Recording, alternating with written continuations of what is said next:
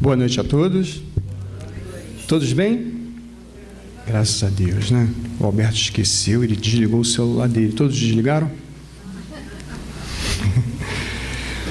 Meus irmãos, a nossa Yara não pôde comparecer hoje. Vamos vibrar por ela, para toda a família e para a irmã dela que desencarnou. Mas o trabalho continua, né? E aí Jesus disse: vós tereis tribulações no mundo, mas tende bom ânimo, eu venci o mundo. Esse é um trecho, no capítulo 16, versículo 33, está registrado em João.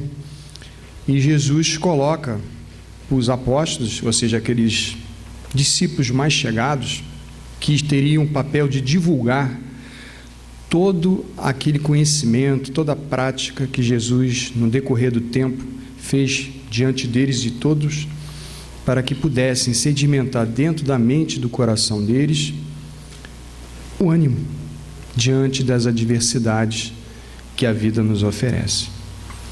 Se hoje nós estamos receosos, ansiosos, depressivos, tristes, amargurados, diante das situações que nós vivemos, naquela época, 2000 anos atrás, era muito pior, muito pior. Um mundo onde a violência imperava, a lei do mais forte. Hoje temos leis que, embora muitas das vezes não são devidamente aplicadas, né? Mas antigamente era a lei de quem mandava, era do mais forte, do mais poderoso, aquele que tinha um exército que comandava e dominava e escravizava. Então você não tinha direitos e não tinha opiniões e tampouco, né, desejos, porque você estava vinculado àqueles que eram os poderosos. E Jesus vivia esse momento, um momento muito difícil do Império Romano, daquele grupo de fariseus, né, que gerenciavam o templo, né, onde aqueles partidos dos fariseus, dos saduceus, enfim, todos aqueles vinculados a uma ideia do Criador, mas totalmente desvirtuada da verdadeira essência do que é o Criador. Jesus estava lá, diante dessas atribulações todas, vivenciando e vencendo aquelas dificuldades, com ânimo. E isso ele procurava passar para aqueles que o seguiam, porque o líder é assim, ele tem que ser o exemplo. É muito fácil você dizer, faça isso ou faça aquilo, né? A gente gosta muito de mandar, né? Mas de fazer e de dar o exemplo, é assim que se faz. Não, a gente procura fugir dessa responsabilidade, até porque muitas vezes a gente não sabe fazer, mas delega para o outro realizar. E aí vem as dificuldades, né, em relação a essa aceitação dessa liderança. Então Jesus era um líder que vinha justamente o quê? Dar o exemplo. É assim que se faz. Perdoa o teu irmão? Sim. Como? Assim. Quando vinha um ou outro fariseu, quando vinha um ou outro questioná-lo, quando vinha um ou outro tentando pegá-lo, como a gente fala, né, no pulo, em relação à lei, e Jesus sempre saindo pela tangente e sempre fazendo com que cada um refletisse o porquê das suas respostas. Porque não adianta a gente só dizer assim, faça isso ou faça aquilo, né? E não entender a essência da mensagem, o que isso quer dizer para nós e o que isso faria nos modificar. Por isso que a doutrina espírita, ela veio toda codificada em perguntas e respostas. Por quê? Para exercitar o quê? A nossa razão, para pensarmos a respeito dessas questões que Kardec levantou, que outras pessoas levantaram, e os espíritos, na sua universalidade, responderam em diversos pontos aquelas questões.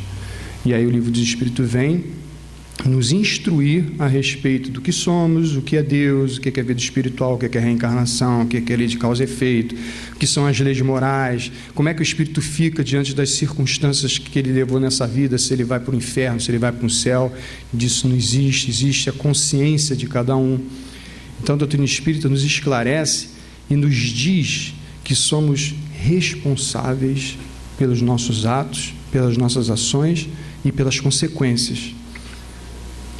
Não é uma doutrina que você, eu estou salvo, né? ele se sacrificou por mim. Isso não vai acontecer de jeito nenhum, gente. Porque cada um, Jesus falou, cada um segundo as suas obras. Está muito claro para ele. Ou seja, não existe alguém que vai fazer e com isso eu vou ter os benefícios. Vai até ter, quando você faz alguma coisa útil para a humanidade. Mas você é o responsável também por contribuir para essa melhoria. Como é que vocês acham que Gandhi conseguiu fazer com que aquele povo todo conseguisse a independência da Grã-Bretanha? Sem precisar pegar em armas. É porque eles acreditaram na ideia e viveram a ideia, contribuíram com a ideia, seguiram o líder, e o líder deu exemplo. E dando um exemplo, eles seguiram. Seguindo, eles conseguiram. Sem necessidade de usar a arma para poder matar seu semelhante. Se deu certo para eles, pode dar certo para nós também. Não somos diferentes disso, é questão de boa vontade. Então, Jesus, na sua liderança, dava esse exemplo, mas também sinalizava que você tinha que estar consciente do que você estava vivendo, gente.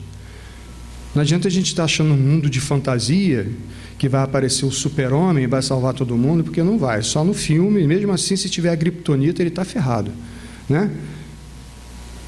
Caetano Veloso diz assim: o dia que um país precisar de um super-herói, pode fechar. Ou seja, você delega todas as suas responsabilidades para esse herói. E você é um herói, todos nós somos, porque Jesus falou para os apóstolos e para todos que estavam à sua volta, em diferentes circunstâncias. A Cida que gosta: vós sois deuses, né, Maria? Vós sois deuses, vós sois o sal da terra, né? Se você tiver fé, um pouco mais do que um grão de mostarda, que é pequenininho assim, e falar para aquela montanha se mover, ela vai se mover. Olha só o poder que nós temos. Deuses, filhos de Deus, um poder de modificar, de fazer as coisas, um poder de podermos interagir com o outro, temperando a vida do outro, que é o sal, né? E conservando a ideia, também nesse sentido. Então, Jesus começava a sinalizar para nós esse potencial que nós somos, para justamente nós o que? Aplicarmos no nosso dia a dia. E não ficarmos relegados a deixa que Jesus resolve, né? Deixa que Fabiano resolve. Não, eu quero também resolver. Embora não tenha conhecimento e experiência, mas se eu não estiver junto, como eu vou aprender? Como eu vou me tornar um ser melhor? De que maneira eu vou vencer as tribulações que a vida vai me oferecer, como diz o nosso antigo presidente, seu Milton Peixoto, se eu não tenho musculatura espiritual? Lembra disso, Alberto? Ele falava que a gente tem que ter musculatura espiritual. E essa musculatura vem do exercício da moral, né? Do seu conhecimento e da sua aplicação em você primeiro, para depois aplicar junto ao seu semelhante, que na verdade você vai ser o exemplo para ele, assim como Jesus era o exemplo para os discípulos e para os apóstolos, que no início não entenderam muito bem, né? Porque tinha um mestre ali o tempo inteiro, né, coordenando a situação. Mas no dia que Jesus foi crucificado, né, e retornou ao plano espiritual, e aí nós temos nos Atos dos Apóstolos toda essa narrativa, no livro Paulo e Estevão da mesma forma, nós observamos o quê? Nós tiveram que se virar. Mas Jesus, sabiamente, já tinha colocado antes que eles andassem, quando Jesus deu um tempo para eles, andassem em duplas, para que um pudesse dar o sustento ao outro e ir pregar a boa nova, o Evangelho.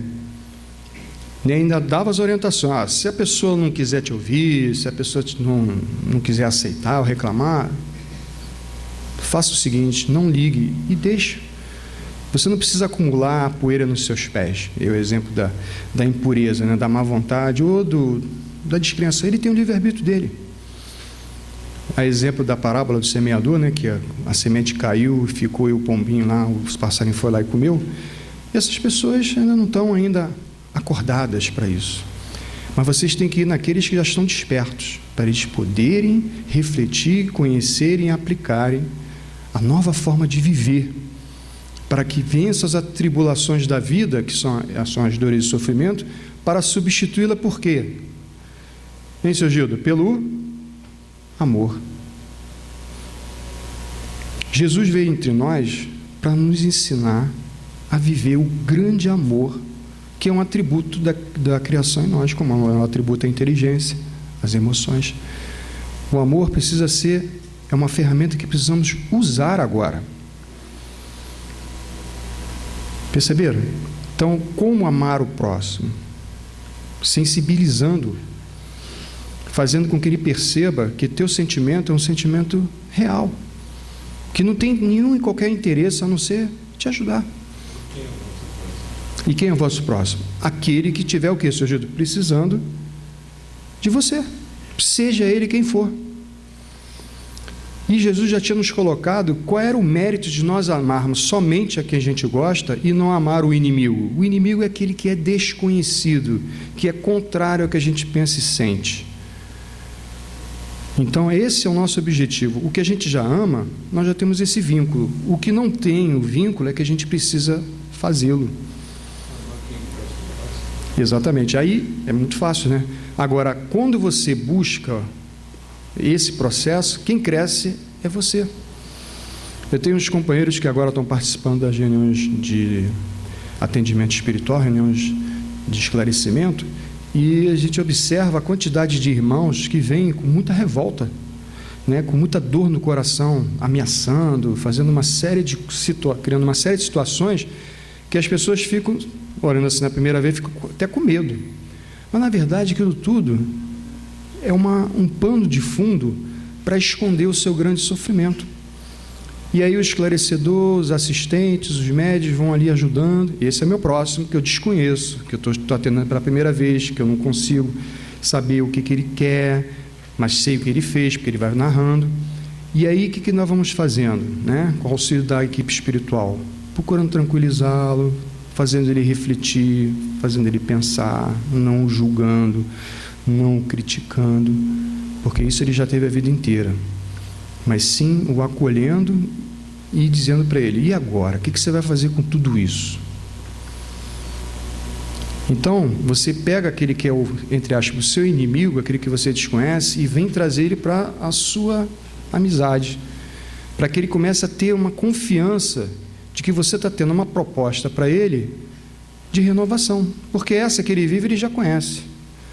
Mas essa nova, quem sabe se ele experimentar não vai aliviar suas dores e seus sofrimentos. E aí você está ajudando o seu próximo, seja ele quem for. Então esses exemplos práticos que Jesus dava, né, hoje nós estamos praticamente vivendo, e com isso fazendo com que o nosso amor desabroche, e não fica aquele amor restrito a só aqueles, né, da sua família ou que você gosta. E aí você vai estendendo esse amor e, consequentemente, tudo à sua volta, o que vai acontecer? Vai melhorar. Ao invés de ter o ódio, ao invés de ter as frustrações, as dores, vai ter a concórdia, a alegria, a felicidade. Então, quando Jesus veio nos dar o exemplo de como é amar, né, indiferente de qualquer um, porque os próprios discípulos até questionavam, às vezes o Pedrão então era terrível, né? Qualquer coisa, Jesus encostava perto de uma mulher, né, nas situações difíceis, ficava, tá vendo essa mulher de má vida, não sei o quê, papá, não encosta, tal. Quando o Zaqueu estava lá no muro, ele falou assim: tu vai jantar na casa do Zaqueu, esse camarada é mó, um 7-1, né? Era um publicano que desviava dinheiro e fazia tudo, enriquecia e tal, e recriminou. E as criancinhas, lembram? Quando ele dava os empurrões nela, sai de perto de Jesus e tal, e empurrando, né? Então, eles mesmos, né, não estavam entendendo muito bem o processo da amorização que Jesus dava quando chamava os aqui: ó, vou jantar na sua casa. Ele se autoconvidou, né? O Mateus, que é um publicano também: você vai me seguir. Tantos outros ele chamava no dedo: vem cá, você. E as pessoas seguiam. Outros não, como aquele rapaz que era um mercador, que Jesus falava: vende tudo que tens e segue-me. Porque já que ele cumpria toda a lei, né? Então só faltava ele o quê? A prática. Se você quer herdar o reino dos céus, o que é o reino dos céus? Ele é algo exterior? Jesus falou: está aqui, ali, ó, lá? Não, ele está dentro de você. Então, se você investir dentro de você mesmo como ser divino, se descobrindo como ser divino, você não precisa de nada da matéria, apenas para uso. Matéria, gente, é só uso que a gente tem. Mas a gente inverte. Tornamos a matéria algo essencial para nós, enquanto que nós mesmos ficamos em segundo plano, né? trabalhamos horas a fios, até meia-noite, para ter aquele salário, para poder ter o quê? Um apartamento, um carro, né? E tantas outras coisas que a gente investe. E no final de tudo, como Jesus falou, né? Deus vem e te recolhe e o teu celeiro vai ficar lá, ó, cheio. Por que não pega tudo isso e distribui igual para todas as pessoas, já que nosso próprio Deus nos dá tudo? Nós é que auferimos valores quando conquistamos algumas coisas, né? Então Jesus começava a dar esse exemplo para que eles pudessem, principalmente Pedro, entendesse a essência da ideia. Quando você acolhe uma criança, qual é o recado que Jesus está dando para nós? Não só pela criança em si, mas porque ele acolhe a qualquer um. Ele dá importância desde do ser mais inferior no sentido de conhecimento, como uma criança que é pequenininha, não tem muito raciocínio, não tem experiência, ele dá atenção a ela, como também dá atenção aos sábios. Como dois deles, que eram um dos graudões lá do Sinédrio, que eram Nicodemos e José de Arimateia. Eram dois doutores da lei que conheciam muito a Torá e à noite sempre procuravam se encontrar com Jesus para ter aquelas conversas, né? E uma delas foi registrada no Evangelho quando Nicodemos questiona a respeito da ideia da reencarnação. E José de Arimateia depois solicita a Pôncio Pilatos que o corpo de Jesus seja entregue a ele para que ele pudesse sepultá-lo no túmulo da família. Então eram dois seres sábios daquela ocasião que tinham um diálogo com Jesus. Nós já também observamos Gamaliel, que também era um deles, mas não teve acesso a Jesus, mas teve acesso aos conhecimentos que Jesus pregava, porque Jesus, quando foi preso, o que eu tenho dito para todos, não é novidade nenhuma para vocês. Jesus também era danado, ele chegava e falava na lata, né? Quando o sacerdote começou a questionar, o Caifás, tudo que eu disse para todo mundo ouvir. Tipo assim, por que eu tenho que repetir essas coisas aqui se vocês já sabem? Né? Estão fazendo joguinhos políticos, como a gente conhece até hoje, né? Para poder justificar uma ação que depois fizeram, que foi a crucificação. Então, meus irmãos, a ideia justa de que a prática que vai fazer isso, quando os apóstolos, sem a presença de Jesus, viram as coisas acontecerem, principalmente com um grande perseguidor no início da divulgação do Evangelho, que vocês bem conhecem, era o Saulo de Tarso, né, que era um perseguidor feroz dos homens do caminho, como eram conhecidos os seguidores de Jesus, ou do Nazareno, do homem cristão, veio depois com Lucas. E Paulo estava alucinado atrás de todos eles, porque além de ele querer galgar um cargo no Sinédrio como doutor da lei, ele também tinha o interesse, né, de que aquela lei era a lei verdadeira para ele. Até que depois, na estrada de Damasco, ele tem a visão de Jesus, e aí caiu a ficha, e aí com isso ele conseguiu visualizar a verdadeira essência da mensagem de Jesus e a divulgou muito mais do que os próprios apóstolos que estavam presentes com ele naquele momento, naquele período. Tanto que muitas das vezes ele até questionava: o que está acontecendo com vocês? Cadê o ânimo de vocês? Que Jesus falava: tem de bom ânimo. E aí Pedro, né, ficou meio assim, não, porque a gente aí veio o Tiago, menor, que queria, né, dominar a situação, queria judaizar de novo as ideias de Jesus. Aí o Paulo: não é nada disso não, Jesus falou assim, assim, assim. Se é para ser assim, então ele não precisava vir para ficar tudo como está. Observe como a coisa entrava em conflito, né? E aí Pedro sempre tomava a decisão, porque o Pedro era o líder e procurava amenizar e resolver as situações. Com isso, eles ganharam força, ânimo e determinação para poderem divulgar a Boa Nova.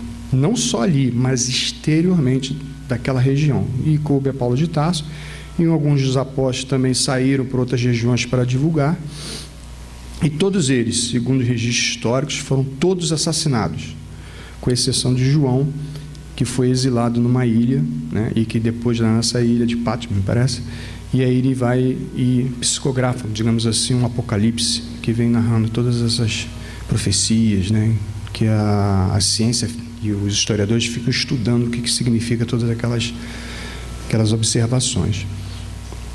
Então esse ânimo que eles tiveram quando Jesus retorna ao plano espiritual fez com que a doutrina cristã ficasse até hoje.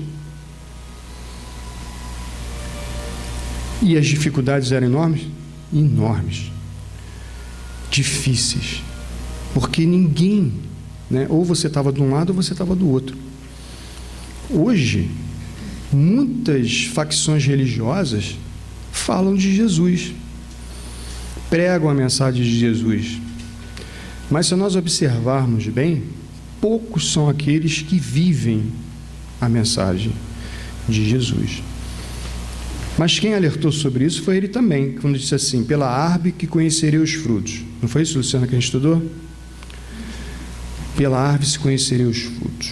Ora, se você provar um fruto de uma árvore e esse fruto estiver amargo, a árvore é boa? Não. Se esse fruto for saboroso, né, doce e gostoso, você diz: essa árvore aqui é minha. Você já queria logo para você. Mas não, essa árvore é para todos. Né? Então Jesus nos alertou: você vai conhecer o seu próximo pelaquilo que ele te dá, e não pela aparência que ele te mostra.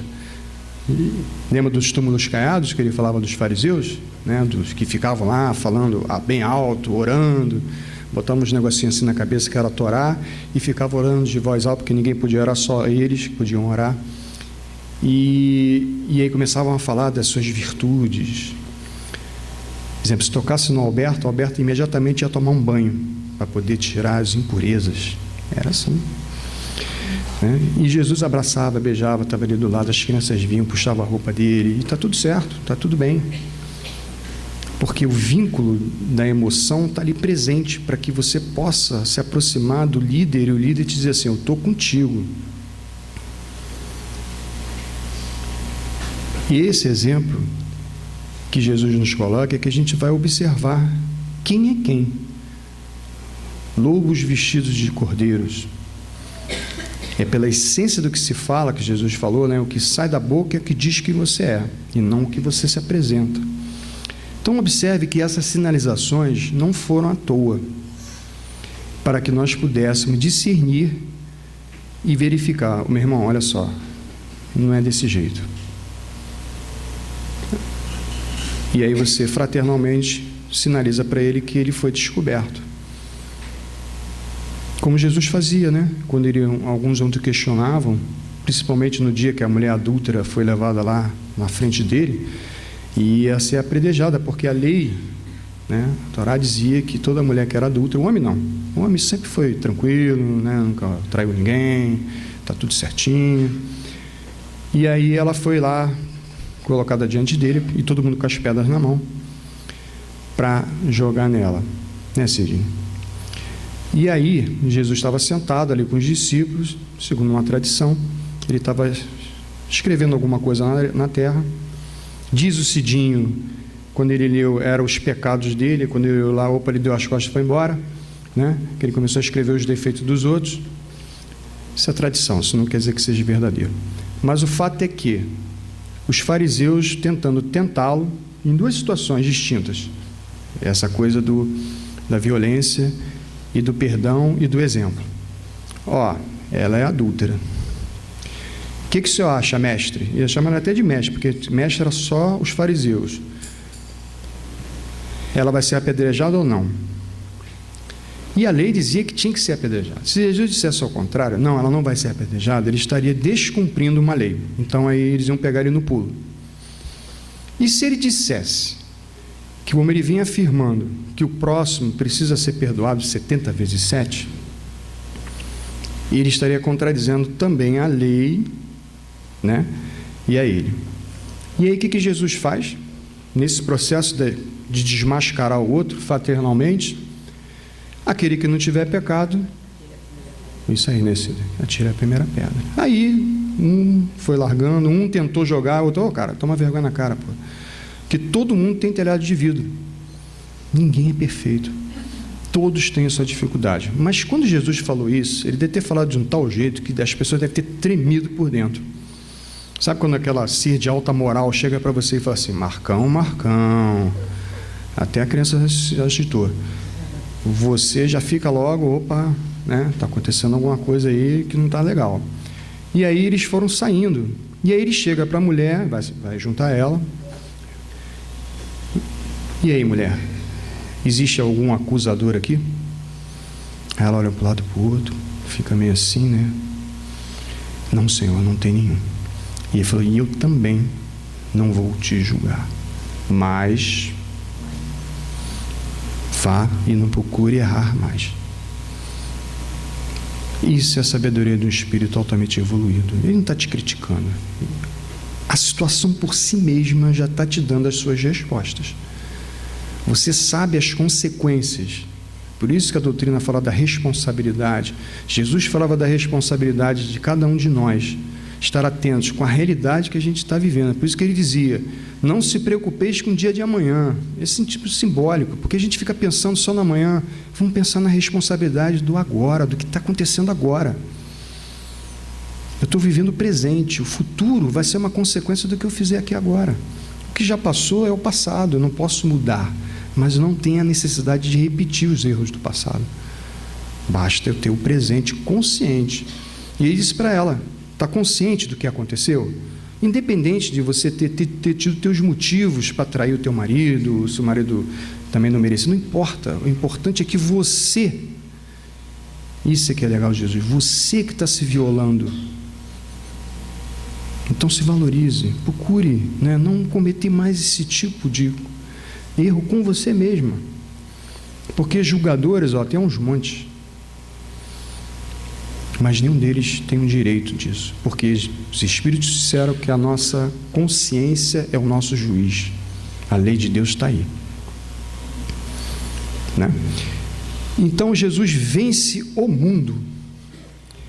Ou seja, ele vence o mundo daquela ignorância, das trevas do conhecimento, das trevas da experiência antiga, que é baseada no nosso orgulho, no nosso egoísmo, que são instintivas, e vai vivenciar o amor e uma ideia do raciocínio muito mais ampla, de que todos nós podemos viver socialmente bem.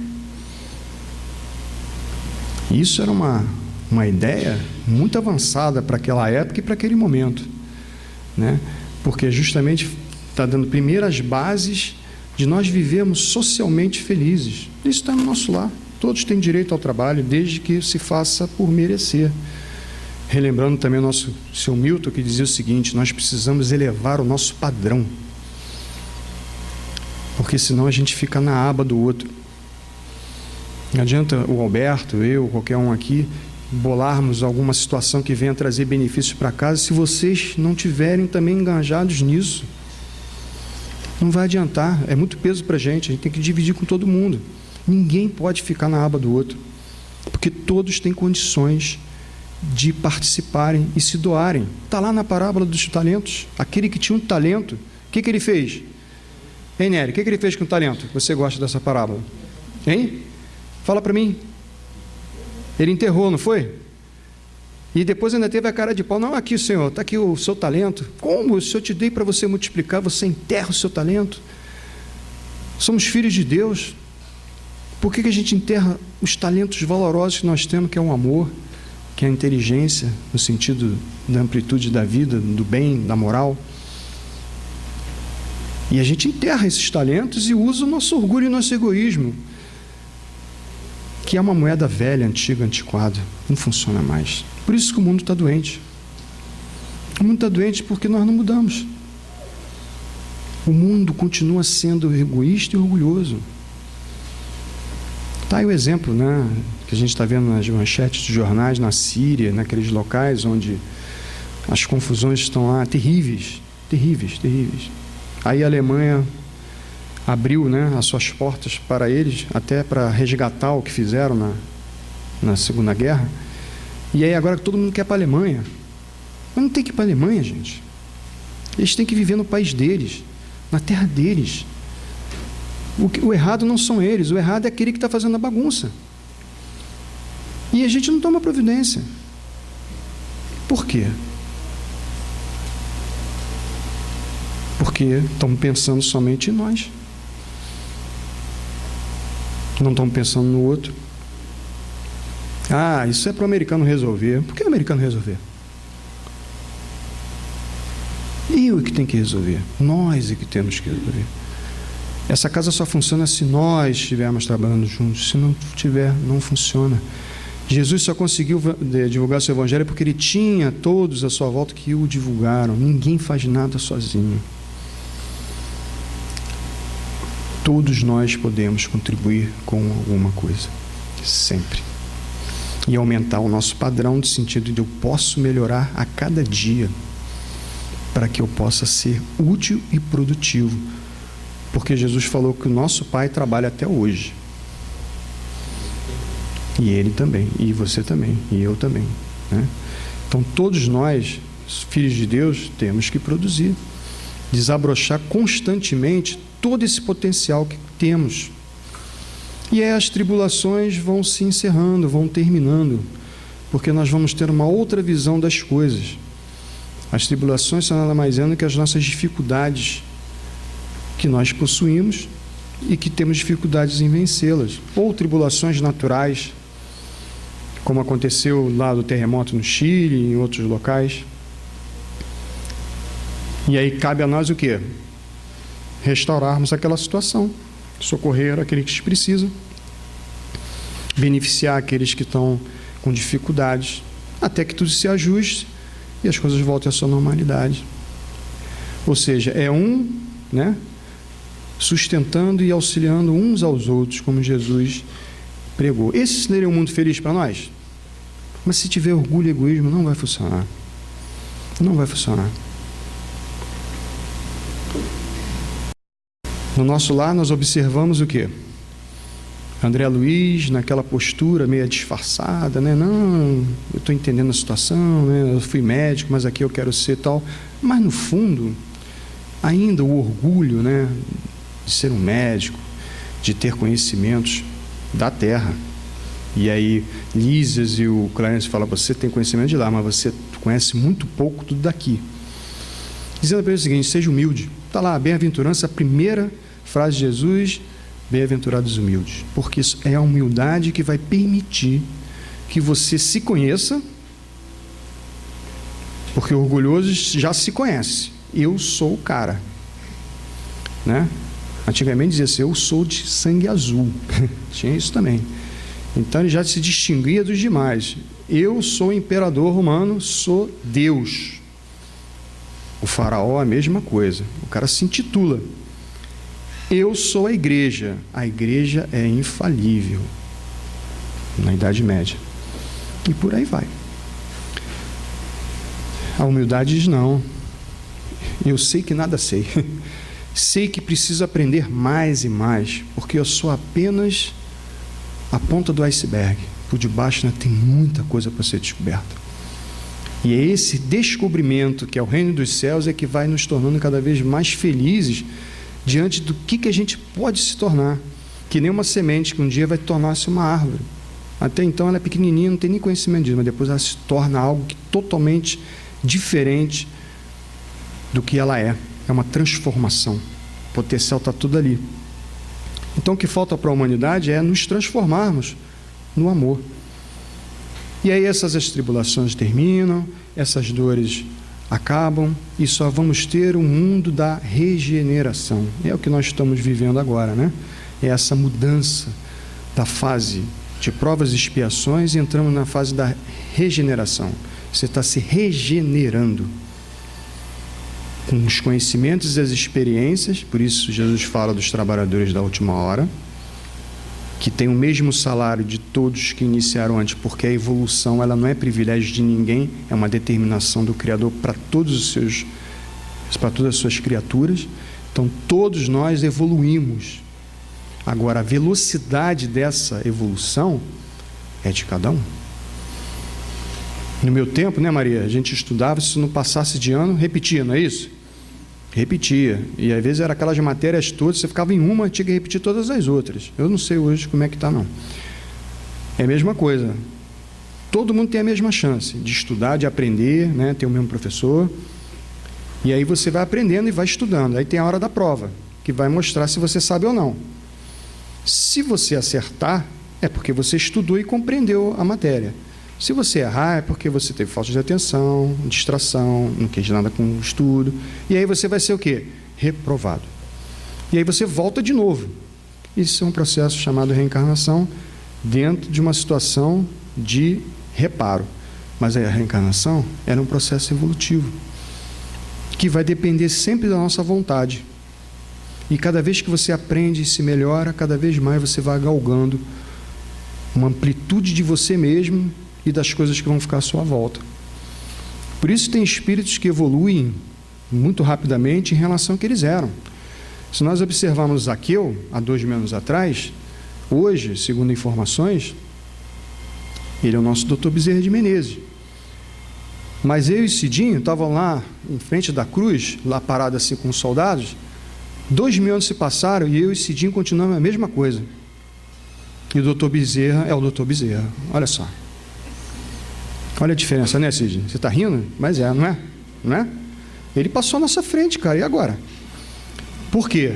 Porque nesses 2.000 anos, ele teve as mesmas chances que eu e o cidadão ali teve.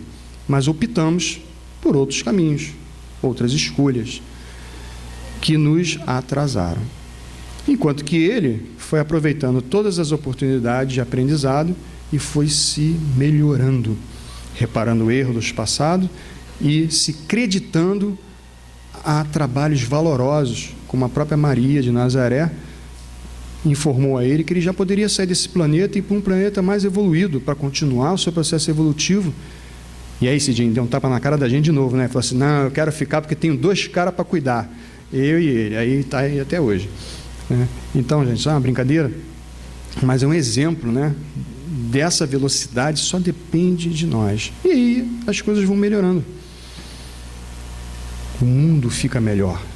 E o mundo, de uma certa maneira, melhorou bastante, se a gente for observar o que éramos e o que era, né? As condições sociais, as discriminações, as coisas são mais sinalizadas no sentido de não termos um tipo de postura, né? Eu sempre falo com a minha esposa que eu vi os Trapalhões, eu adorava ver os Trapalhões quando era garoto. Então, adorava quando o Didi falava aquelas besteiras sobre o rapaz alegre, não sei o quê. Hoje, se você for falar uma coisa dessa, a gente acha isso um absurdo. Como é que pode se tratar um irmão assim? Né? E realmente, mas naquela época aquilo era engraçado. Todo mundo ria, né? Do negro, de uma série de coisas. Ou seja, hoje, se falar disso, cara, que isso, cara? Você está destratando o irmão, uma pessoa, ele tem todos os seus direitos. E está certo. Nós é que estamos errados em ver e rir daquela coisa. Então, isso é um processo evolutivo nosso. A sociedade já está começando a sempre sinalizar os processos de corrupção. Você acha que a corrupção veio de agora, gente? Leiam os livros de história do Brasil e vê como é que esse país foi descoberto, vocês vão ver o que era isso aqui. Não muda. Vai lá em Roma antiga e vê como é que era a corrupção. Isso faz parte do orgulho e do egoísmo do homem, né, em corromper as coisas. Por isso Jesus chamava a nossa civilização, a nossa a nossa geração de adúltera. E ainda diz assim, até quando eu vou ter que ficar com vocês? Até quando eu vou ter que dizer assim, olha gente, não é por aqui que vocês têm que olhar, é por aqui. Né? E a gente sempre quer olhar por aqui, quer dar um jeitinho para que aqui que a gente quer olhar é que vai ser o bom para nós. E aí a gente adultera todas as coisas, segundo a nossa vontade. Isso tudo vai gerar o quê? Uma transformação quê? Moral. Pessoa que eu não ia falar nisso, eu vou falar. A transformação moral. O que é a moral? É a moral quando você tem um sentido daquilo que você entendeu e praticou. Um beliscão me dói. Por que eu tenho que beliscar? Não devo beliscar, porque se dói em mim, vai doer no outro. Isso é uma moral que você aprende. Não posso fazer ao outro o que eu gostaria que não fizessem comigo. Isso está muito claro. Foi Jesus que sinalizou isso para nós. Como a gente sabe? Faça referência com você mesmo. Se você não gosta disso, pense. Será que o outro também vai gostar? Se o outro é escravizado, você gostaria de ser escravo? Se você humilha o outro, você gostaria de ser humilhado? É só fazer sempre a volta, para nós mesmos. Aí você tem uma moral. Eu entendi e vou praticar. Ao invés de eu criticar, eu posso ajudar o outro a enxergar uma coisa que ele não está vendo. Mesmo assim, vai depender dele. mas eu fiz a minha parte. E aí é com ele. Mostrei para os meus filhos de vocês, o que seria o mais sensato e o mais correto para ele ter uma vida tranquila e feliz. Mostrei. Agora, se ele quer viver o outro lado, que vai trazer a ele infelicidade e a intranquilidade, é o livre-arbítrio dele. Mas não deixei de fazer a minha parte, de mostrar algo que ele talvez desconhecesse. Daí a sabedoria da reencarnação, né, do esquecimento, para a gente poder, como diz o Alberto, ter um livrinho branco, começar a escrever uma nova história nesse livro, né, novos capítulos, naquela folha em branco, porque a outra já está lá guardadinha, a outra história. Vamos escrever uma história nova. E aí a criança, até mais ou menos, ele fala que até 7 anos de idade, ela fica apta, né, e sujeita a receber informações novas que vão auxiliá-la no seu despertamento posterior, depois dos 7 anos e tal, que aí vão voltando as tendências, as coisas do passado, as lembranças, e se não tiver algo que venha trazer o conflito daquela informação nova que foi dada a ele naqueles 7 anos iniciais, com as antigas, o conflito é saudável, porque vai fazer com que ele pense, pô, meu pai falou que eu não devo fazer isso, mas eu estou com uma vontade danada de fazer isso, e aí ele entra em conflito. Se não tiver essa informação, gente, no início, esses códigos de éticas aplicados e exemplificados, ele não vai ter nenhuma referência, as tendências voltam, não tem nada para entrar em conflito, ele continua sendo o que ele era. E aí Kardec fala, missão de paz, não é tarefa não, é missão. Então a transformação moral vai ser uma consequência desse autoconhecimento e dessa aplicabilidade desse conhecimento e do amor. E aí tudo vai girar em torno daqueles mandamentos de Jesus, né? Bem-aventurados os misericordiosos, porque alcançarão misericórdia. Bem-aventurados os justos, né? Porque encontrarão, né, toda a sua forma de justiça. Bem-aventurados aqueles que são pacificadores, porque vão ser chamados filhos de Deus. Ou os mansos, olha que dica, que vão herdar a terra, né? Então as bem-aventuranças são as características do homem de bem, que ele deu esse roteiro para que a nossa moral seja aplicada, a transformação do orgulho e do egoísmo para a caridade, por amor ao próximo e principalmente a si mesmo, porque Jesus falou que a lei se resumia em 2 coisas, amar a Deus e ao próximo como a si mesmo. O resto tudo, gente, é acréscimo. Então, meus irmãos, diante de que nós estamos vivendo hoje no mundo, nossos irmãos espirituais sinalizam isso quase toda reunião para nós. O Alberto sabe disso, que toda vez, até comigo mesmo, dá tristeza. A tristeza que nos abate diariamente, né? Essa onda de pessimismo, de que tudo está difícil, né? Que todas as coisas estão complicadas, e até mostrando algo que não está acontecendo, tipo, um cachorro está latindo na rua e você está achando que ele saiu do portão e já fica com medo. Nada, está lá o portão fechado, ele só está latindo. Não necessariamente ele está fora para te pegar. Isso faz parte do medo, né? O medo é que nos gera toda essa dificuldade pela nossa insegurança do que está para vir. Então, o que está para vir, vamos confiar em quem? Quem que a gente tem que confiar? Em Jesus. Ou se não quer confiar em Jesus, no teu benfeitor espiritual. Se não quer confiar no benfeitor espiritual, no teu Criador. Nós não estamos sozinhos. Não estamos, gente. Temos uma pleide de irmãos que nos amam, que nos protegem, que nos orientam, nos esclarecem intuitivamente. Porque quando nós desencarnarmos, vocês acham que a nossa família é só essa aqui? Não. Temos as nossas famílias de outras vidas, irmãos, também, claro, nós temos nossos afetos que nós precisamos reconciliar. Mas a gente precisa ter essa certeza de que Jesus coordena esse planeta, juntamente com todos os seus prepostos, sabiamente. Esse é um momento crítico? É sim. Porque ele disse para a gente isso antes, os trabalhadores da última hora. O momento é esse, da gente botar o nosso tijolinho lá na construção. Quando eu reencarnar futuramente na Terra, aí está naquelas condições, né? De eu ser pacífico, manso, justo, humilde, misericordioso, né? Ou pelo menos 40%, 50% disso, tá bom, Cidinho? 50%? 50% dá para vir, não dá? Aí eu digo assim, caramba, esse mundo que eu estou vivendo agora feliz, eu participei, não fiquei na aba de ninguém não. Botei meu tijolinho lá. Ajudei a construir um mundo melhor. Fui um herói da resistência. Resisti à tristeza, resisti ao desânimo. Porque Jesus falou, eu venci o mundo.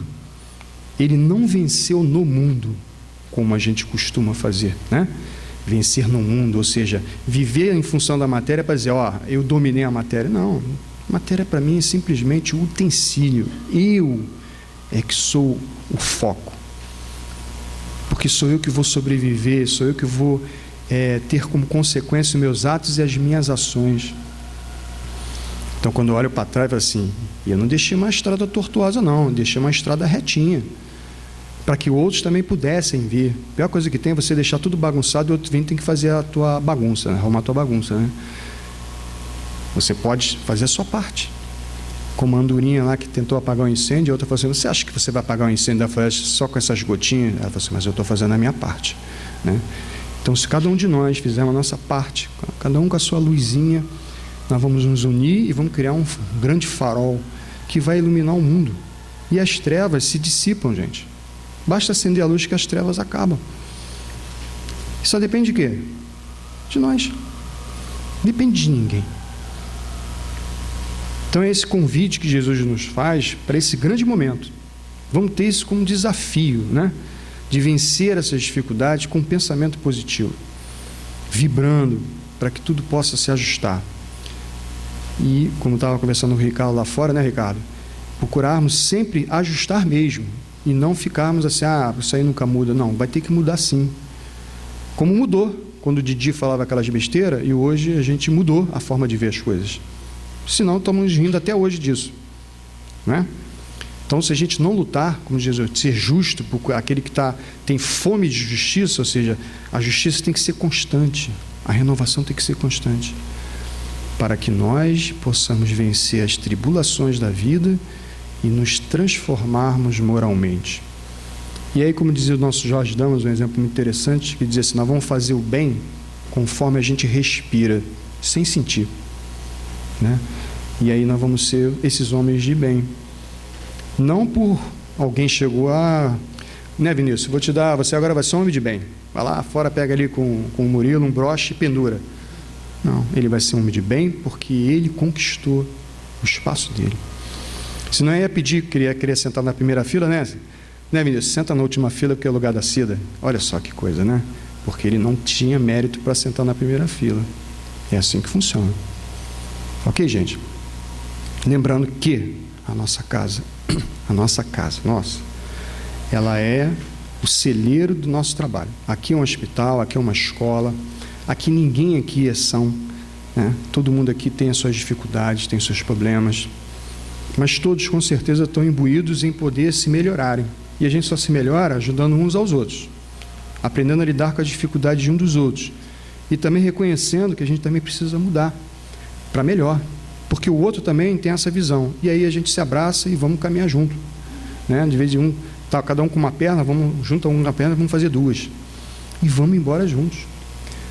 A casa oferece todos os recursos e todos os trabalhos que vocês precisam, né? Então é só uma questão da gente querer e fazer. Então vamos manter o ânimo, vamos vencer essas tribulações. Quando eu digo isso para vocês, o irmão está aqui falando isso para mim primeiro, então eu sou o primeiro a ouvir. E aí é justamente o objetivo. Jesus no leme, Ele está conosco, está firme ali, né? E só está esperando a gente fazer a nossa parte. Agora, que a gente não pode ficar que nem o Pedro, né? Quando estava aquela tempestade lá no barco, e Jesus tirando mó ronco, dormindo, tranquilo, né? E ele, vai afundar, vai afundar, vai afundar. E aí Jesus vai, levanta, para tudo, e diz assim, o que está vendo? Aí tudo, né? Homens de pouca fé. E por aí vai. Depois teve uma situação que eles viram Jesus na água, e também o Pedrão quis lá e começou a se afogar, não, passou maior vergonha. Jesus, homem de pouca fé. Então nós temos que ter fé, né? Fé em nós e fé nele, acreditando nele, sendo fiel a ele, porque sabe que ele está ali junto conosco. Se a gente ficar com medo, se a gente se desanimar, é como se a gente estivesse largando a mão dele e a gente vai embora, né? E ele continua. E aí o esforço para alcançá-lo vai ser maior. Então vamos ter a sabedoria de nos manter firmes com eles. Ok, gente? Uma boa noite a todos. Fiquem com Deus.